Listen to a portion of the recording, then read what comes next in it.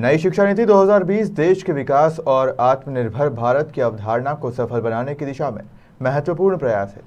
जरूरत इस बात की है कि अब समाज इसे अपनाए। ये बात शिक्षा संस्कृति उत्थान न्यास के राष्ट्रीय सचिव अतुल कोठारी ने कही। वे शिक्षा संस्कृति उत्थान न्यास इंदौर महानगर द्वारा आयोजित शिक्षा संस्कृति उत्थान न्यास नई दिल्ली के अखिल भारतीय प्रांत संयोजक बैठक के समापन समारोह में बोल रहे थे। शिक्षा संस्कृति उत्थान न्यास इंदौर महानगर द्वारा शिक्षा संस्कृति उत्थान न्यास नई दिल्ली की अखिल भारतीय प्रांत संयोजक बैठक आयोजित की गई।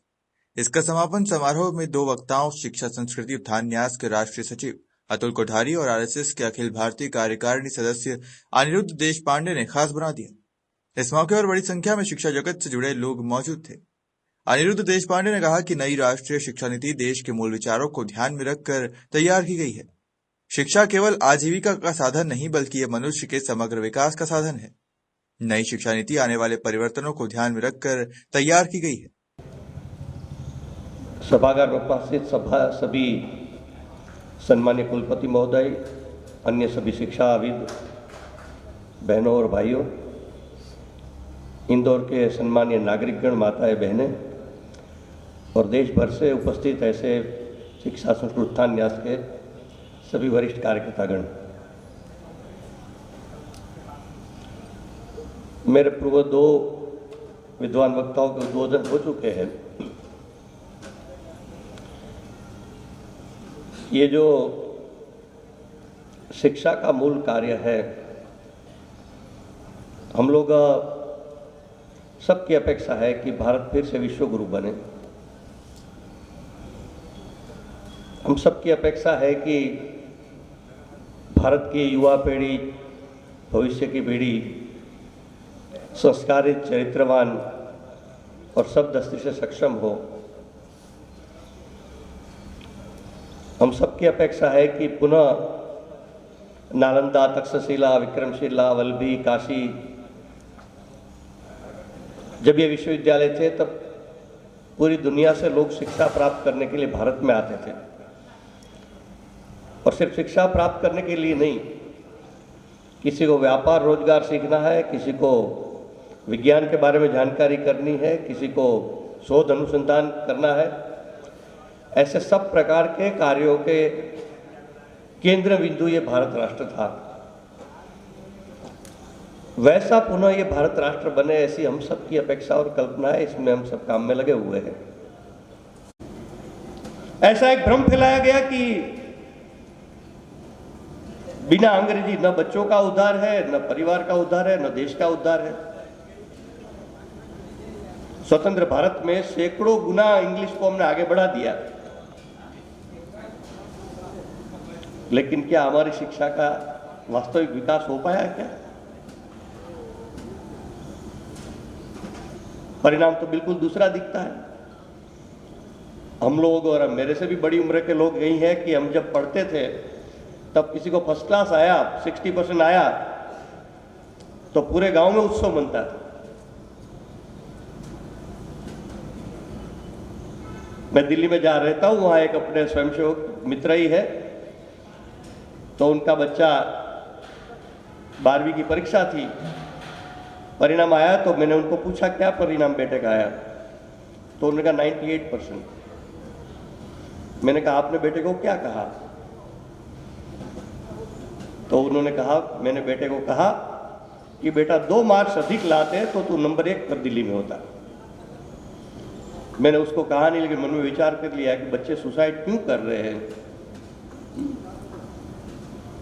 और 98% वाले को दिल्ली यूनिवर्सिटी में एडमिशन मिलेगा, ऐसा कोई प्रमाण विश्वास नहीं है।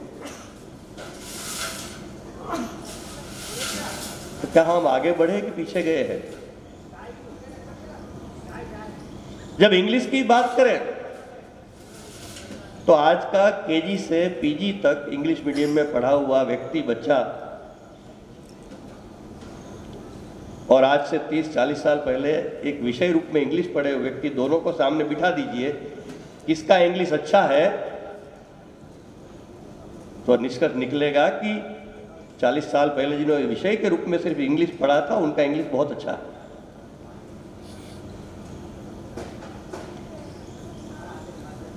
तो ये प्रमाण हमारे सामने है, पूरी वैज्ञानिकता है। स्वतंत्र भारत की नहीं, दुनिया के आयोगों, समिति, कमेटी, सब लोगों ने, शिक्षाविदों ने, भाषा वैज्ञानिकों ने जिस बात को कहा, उससे दूसरी दिशा में हम जा रहे हैं। इसका बहुत दुष्परिणाम हो रहा है कि न हमारे बच्चे ठीक से इंग्लिश सीख पाते हैं, न हमारे बच्चे ठीक से अपनी भाषा सीख पाते हैं। और ये विज्ञान कहता है कि जो अपनी भाषा ठीक से सीखेगा वो दुनिया की कोई भी भाषा अच्छी तरह सीखता है। तो ये शिक्षा नीति ने इसी बात को दोहराया है। जब शिक्षा नीति तैयार हो कि जो ये नई राष्ट्रीय शिक्षा नीति 2020 में हमारे सामने प्रस्तुत हुई है, उस शिक्षा नीति में भी इसी बात का पुनरुच्चार किया गया है। हम सबका जो स्वतंत्र भारत में स्वप्न था कि देश की शिक्षा भारत केंद्रित, देश की शिक्षा का भारतीयकरण हो, हमारे देश के अनुकूल भारतीय शिक्षा हो, इसके लिए मैं देख रहा हूँ सभागार में कई ऐसे महानुभाव है कि जो वर्षों वर्ष से इस कार्य में लगे हुए थे, एक साधना के रूप में एक तपस्या कर रहे थे।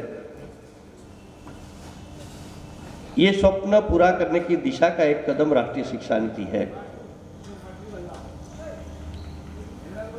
इसके पहले भी नीति आई, ये तीसरी राष्ट्रीय शिक्षा नीति देश के समक्ष आई है। पहली शिक्षा नीति 1959 में आई थी, दूसरी 1986 में आई थी। इसके अतिरिक्त भी शिक्षा में सुधार परिवर्तन के लिए 1949 में राधाकृष्ण आयोग बना, 52 में मुदलियार आयोग बना, 64 में कोठारी आयोग बना।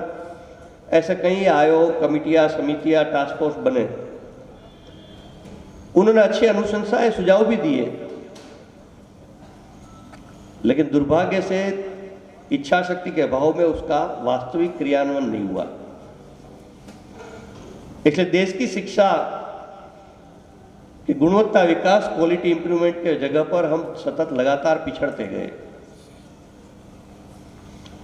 शिक्षा के माध्यम से इस देश को इस प्रकार भ्रमित किया गया कि जिसका बहुत बड़ा प्रभाव आज भी देखने को मिलता है। छोटी छोटी बातों के उदाहरण से हमको ध्यान में आता है। माननीय नेहरू जी ने भी जिसका उल्लेख किया कि शिक्षा का माध्यम, यानी इस नीति में कहा है कि मातृभाषा में, क्षेत्रीय भाषा में, अपनी भाषा में शिक्षा हो। अभी नीति में तो आ गया, लेकिन नीति में आने के बाद जब तक समाज ये दिशा में आगे नहीं बढ़ेगा, तब तक नीति में आने का कोई महत्व नहीं रहेगा। किसी सरकार ने नहीं कहा है कि आपके बच्चों को अंग्रेजी मीडियम, किसी सरकार ने नहीं कहा है कि आपके बच्चों को अंग्रेजी मीडियम में पढ़ाइए। कोई बालक भी नहीं कहता है कि मुझे अंग्रेजी माध्यम में पढ़ना है। आधुनिक दुनिया में हर बात में वैज्ञानिकता की, प्रमाण की बात हम करते हैं। लगभग 500 साल तक राम जन्मभूमि मुक्त नहीं हुई, इसका एकमात्र कारण था कि प्रमाण चाहिए, और अंत में प्रमाण मिले तब राम जन्मभूमि मुक्त हुई और राम मंदिर बनने की प्रक्रिया प्रारंभ हुई। लेकिन जब भाषा की बात आती है, तब प्रमाण की बात, वैज्ञानिकता की बात, ये सब हम भूल जाते हैं। दुनिया में जितने शोध, अनुसंधान, रिसर्च, सर्वे, अध्ययन हुए भाषा के संबंधित, सबका निष्कर्ष एक ही है कि शिक्षा मातृभाषा में होनी चाहिए। मित्रों, मेरा किसी भाषा का विरोध नहीं है, लेकिन जो विज्ञान कहता है, जो तथ्य और प्रमाण के आधार पर सिद्ध हो चुकी है बात, उस रास्ते पर हमने चलना है कि दूसरी दिशा में चलना है। वहीं कार्यक्रम की अध्यक्षता कर रहे अतुल कोठारी ने अपने संबोधन में नई शिक्षा नीति 2020 को देश के विकास और आत्मनिर्भर भारत के निर्माण की दिशा में महत्वपूर्ण प्रयास बताया। इंदौर से धीरज पगारे की रिपोर्ट।